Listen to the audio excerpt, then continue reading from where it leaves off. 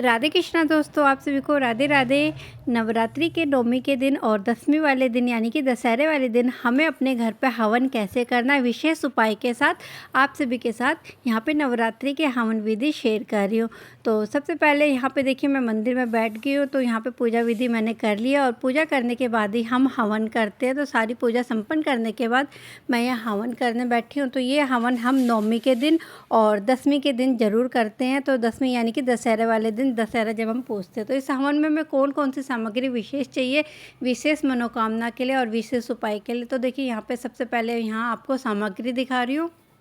और यहाँ पे काल रात्रि यानी कि नवमी के दिन जब हम ये पूजा करते हैं, तो इसमें विशेष जो सामग्री चाहिए होती है, कम से कम सामग्री में हम कितनी अच्छे से पूजा कर सकते हैं, ये दिखा रही हूँ। तो यहाँ पे देखिए, माता रानी को भोग प्रसाद में अर्पण करने के लिए अग्नि कुंड में हमें चाहिए होता है गुड़, पंचमेवा, शहद और हरी इलायची और लौंग के 2 जोड़े। तो लौंग के जो जोड़े लेने ना, मैं वो फूल वाले लेने, साबुत यानी कि जिसके आगे फूल लगा हो, वो लौंग का जोड़ा, पताशे, फल और यहाँ पे पान का पत्ता ज़रूर चाहिए इस पूजा में हवन करने के लिए। तो यहाँ पे पान के पत्ता ज़रूर चाहिए होता है, रोली, सिंदूर है, हल्दी है, अक्षत है। तो सिंदूर हम पीला सिंदूर लेंगे।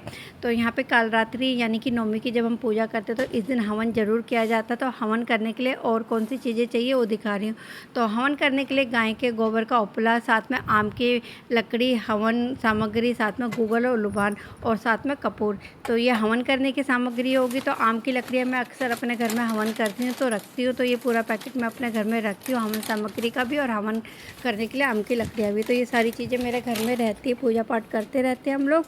तो इसलिए यहाँ पे आम की लकड़ी और गाय के गोबर के उपले ज़रूर चाहिए होते हैं हवन करने के लिए। साथ में अग्नि कुंड। तो अग्नि कुंड मेरे पास ये मिट्टी का छोटा सा है, आप बड़े में भी कर सकते हैं, नहीं तो आप इस तरीके का छोटा जो हम डेली घर पे करते हैं उस तरीके का हवन कुंड रख सकते हैं।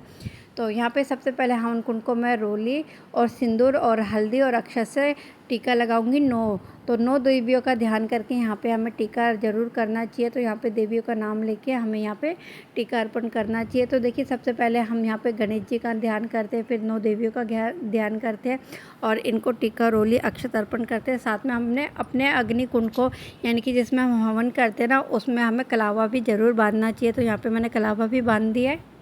तो यह हवन करने का जो नियम होता है ना, इस नियम को ज़रूर करना चाहिए कि आपको टीका, रोली, अक्षत और कलावा ज़रूर अर्पण करें। उसके बाद अपने इसमें मैंने कपूर डाला है, थोड़ा सा अग्नि को जल्दी से प्रज्वलित करने के लिए आम की लकड़ियाँ डाली है और गाय के गोबर के उपले, कंडे जिसे कहते हैं, उनसे हवन करना माता रानी के लिए बहुत ही शुभ और लाभकारी होता है। इसलिए यहाँ पर नवमी पे हमें हवन जब करेंगे तो गाय के गोबर के उपले और आम की लकड़ियों से करेंगे। साथ में इसमें कपूर डाल दिया और मैंने यहाँ गाय का देसी घी ले रखा है। तो गाय का देसी घी से हम हवन करते हैं, आहुतियाँ देते हैं। तो जब हम ये हवन करते हैं और हवन सामग्रियाँ हम इसमें डालते हैं ना, तो अर्पण करते समय हमें कौन सा मंत्र जाप करना और इसमें कौन सी खास चीज़ डालनी होती है विशेष मनोकामना के लिए, वो सारी चीज़ें मैं आपको आगे दिखाऊँगी। तो सबसे पहले मैंने यहाँ पे कपूर डाल के अग्नि को जागृत कर लिया। तो देखिए, कितनी सुंदर मेरी लौ बनी है माता रानी के नाम की। तो यहाँ पे एकदम सिदाई में मेरी ये लौ बन रही है माता रानी की। तो यहाँ पे हम काल रात्रि का हवन कर रहे हैं, यानी कि नवमी वाले दिन का हम हवन करते हैं रात्रि के समय। मैंने आप सभी के साथ अपने हर वीडियो में शेयर किया हुआ है कि हवन जब हम करते हैं तो हमें सबसे पहले आहुति किसकी देनी होती है। तो हमें आहुति जो देनी होती है घी की, सबसे पहले गणेश जी, गौरी और अपने कुल देवी देवता के और अपने पितृ देवताओं के नाम की आहुति देनी होती है। फिर उसके बाद हम इसमें डाल देंगे गूगल और लुबान भी। तो गूगल और लुबान डालने से घर में शुद्धता आती है, पवित्रता आती है, पॉजिटिव एनर्जी बनी रहती है। इसलिए यहाँ पर गूगल और लुबान का हवन धुनी जरूर दी जाती है घर में। और यहाँ पे इष्ट देवी का भी ध्यान करते हैं। तो अपने इष्ट देवी जो भी आपका, उनका ध्यान करके आपको ये आहुति अर्पण करनी होती है अग्नि कुंड में। और यहाँ पे नवरात्रि के दिन काल रात्रि पूजा जो की जाती है, इसमें हवन जब हम करते हैं ना, तो ये विशेष चीज़ें अर्पण की जाती है हवन कुंड में। तो यहाँ पे सबसे पहले एक पान का पत्ता लिया है मैंने। इस पान के पत्ते के ऊपर हम ये सारी सामग्री अर्पण करते हैं अपनी मनोकामना पूर्ण करवाने के लिए हवन कुंड में। तो यहाँ पे पान के पत्ते के ऊपर मैंने गुड़ रखा है।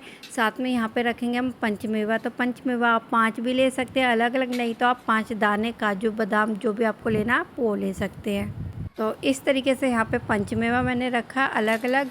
और यहाँ इसके ऊपर रखते हैं हम बताशे। तो मीठा बताशे रखते हैं, सफ़ेद रंग के, ये वाले हम बताशे ज़रूर रखते हैं देवी माँ की पूजा में। देवी माँ को हम पताशों का भोग उसके ऊपर 2 लौंग के जोड़े रख के अर्पण करते। तो ये पूरे नवरात्रे 9 दिन हमने किया और लास्ट में 9वें वाले दिन भी हम इस प्रकार से हवन कुंड में ये 2 पताशे लौंग के जोड़े के साथ अर्पण करते इस अग्नि कुंड के अंदर। और ये हवन नवरात्रि के लास्ट दिन नवमी के दिन आप ज़रूर करिए। आपने अष्टमी पूजन किए तो आप अष्टमी वाले दिन कर सकते हैं, नहीं तो नवमी के दिन काल रात्रि वाले दिन सिद्ध पूजा जिसे कहते हैं उस दिन ये ज़रूर किया जाता है। साथ में एक विशेष चीज़ और की जाती है, वो मैं आपको आगे दिखाऊंगी। तो देखिए यहाँ पे फल में आप कोई भी फल ले सकते हैं, श्रीफल ले सकते हैं, नहीं तो आप ये मौसमी फल जो भी हो आपको मिल जाए वो आप रखिएगा। तो यहाँ पर मैंने केला ले रखा है, तो ये पूरा केला देखिए अग्निकुंड में नहीं जा सकता, इसलिए यहाँ पर तोड़ के मैंने डाला है। तो यहाँ पर आप बड़ा हवन कर रहे हैं, बड़े पैमाने में कर रहे हैं तो आप ये पूरा फल भी डाल सकते हैं, लेकिन यहाँ छोटा सा मेरा हवन कुंड है तो इसलिए मैं थोड़ी थोड़ी सामग्री अर्पण कर रही हूँ। तो इस तरीके से हम यहाँ पे आहुति दे रहे हैं घी की एक बारी फिर से। और यहाँ पे ये हवन कुंड में हम अर्पण करेंगे, उससे पहले हम ये देवी माँ के चरणों में अर्पित करते हैं। तो देवी माँ को भोग लगा के हम यह हवन कुंड में अर्पण करते हैं। तो ये हवन सामग्री हम इस तरीके से डालेंगे। पहले मैंने इसमें हरी इलायची डाल दी है, फिर इसमें 2 पताशों के ऊपर मैं 2 लौंग के जोड़े रख के हवन कुंड में अर्पण कर रही हूँ। और हमें मंत्र का क्या जाप करना है वो भी मैं आपको बता रही हूँ। तो यहाँ पे ओम दुर्गाय नमः का जाप करके आप यहाँ पे हवन कुंड में ये पताशे और लौंग के जोड़ों को अर्पण करिएगा, नहीं तो आप नवारण मंत्र का जाप करिएगा। और ये पान का पत्ता पूरा ऐसे डाल सकते हैं अग्नि कुंड में तो डाल दीजिएगा, नहीं तो आप तोड़ के भी डाल सकते हैं, क्योंकि ये देखिए अग्नि कुंड हमारा छोटा सा, इसलिए हम ये पूरा सामान एक साथ नहीं डाल सकते, अग्नि ठंडी हो जाएगी, इसलिए यहाँ पे मैं थोड़ा सा तोड़ के डाल रही हूँ। और अब यहाँ दिखा रही हूँ काल रात्रि सिद्ध रात्रि को जब हम पूजा विशेष करते तो इसमें हमें क्या अर्पण करना चाहिए। और यहाँ पे ये देखिए नींबू लिया मैंने, तो ये नींबू मैंने हरा लिया है, आप पीला भी ले सकते हैं। तो यहाँ पे हरा नींबू इस अग्नि कुंड में अर्पण किया जाता है। आपकी कोई विशेष इच्छा है तो उसकी मनोकामना के लिए आप देवी माँ से प्रार्थना कर सकते हैं कि आपकी मनोकामना को पूर्ण करें। और ये सिद्ध रात्रि यानी कि काल रात्रि के दिन हम इस हवन को करते हैं और इस अग्नि कुंड में इसको अर्पण करते हैं। साथ में हमें जो मंत्र का जाप करना है हवन करते समय, जो हम आहुतियाँ देंगे हम हवन सामग्री से कौन कौन सी नामों से देंगे। देखिए सबसे पहले दिखा रही हूँ दुर्गा के 108 नाम, इनके नाम से भी अर्पण कर सकते हैं, नहीं तो आप ये मंत्र जो दे रखे हैं दुर्गा सप्तशती में इनका भी पाठ कर सकते हैं। तो ये जो भी पाठ करना है आपको 108 करना है। तो यहाँ पे ओम दुर्गे नमः का जाप है, नवारण मंत्र का है, और साथ में आपकी सिद्ध रात्रि यानी कि आपकी जो भी इच्छा है उसके मनोकामना के लिए यहाँ पे मंत्र दे रखे हैं। तो आप इस तरीके से वो मंत्र पढ़िएगा, साथ में एक एक करके देखिए यहाँ पे जैसे मैं दे रही हूँ हवन में ये सामग्री ऐसे अर्पण करना, नामिका उंगली और मध्यमा उंगली से साथ में अंगूठे की सहायता से इस तरीके से आपको ये स्वाहा करते हुए अर्पण करना है। और तर्जनी उंगली यानी कि इंडेक्स फिंगर जो आपकी है उसको सामने की तरफ रखना है। तो एक एक करके यहाँ पे हम अर्पण करते जाएंगे और अपने मंत्रों का जाप करते रहेंगे। और यहाँ पे सारी सामग्री अर्पण करने के बाद हमें अपने हाथों को झटकना या झाड़ना नहीं चाहिए। उसके बाद अभी जो मैंने नींबू लिया था ना, इस पर हम रोली सिंदूर अर्पण करके हम देवी माँ के चरणों में अर्पण करेंगे, यानी कि अग्नि कुंड में अर्पण करेंगे। तो ये विशेष उपाय होता है जो मैंने आप लोगों के साथ शेयर किया नवरात्रि की पूजा में। तो नवमी के दिन आप भी अपने घर में किसी इच्छा की कामना करते हैं तो आप अपने घर में ये नवरात्रि पे हवन कर सकते हैं नवमी वाले दिन। पे मैं बहुत सरल तरीके से आप सभी के साथ अपने द्वारा की गई ये पूजा पाठ के वीडियो शेयर करती हूँ। उम्मीद करती हूँ कि दोस्तों आपको मेरे ये पूजा पाठ के वीडियो पसंद आते होंगे। अगर आपको मेरे वीडियो अच्छे लग रहे तो और वीडियो को देखने के लिए प्लीज़ मेरे चैनल को सब्सक्राइब ज़रूर करिएगा। आप सभी के साथ मैं ऐसी अच्छे अच्छे वीडियो लेके आती रहती हूँ। तो जल्दी मिलती हूँ मैं आपसे एक और नए वीडियो में, तब तक के लिए bye, take care, Radhe Krishna, जय माता की।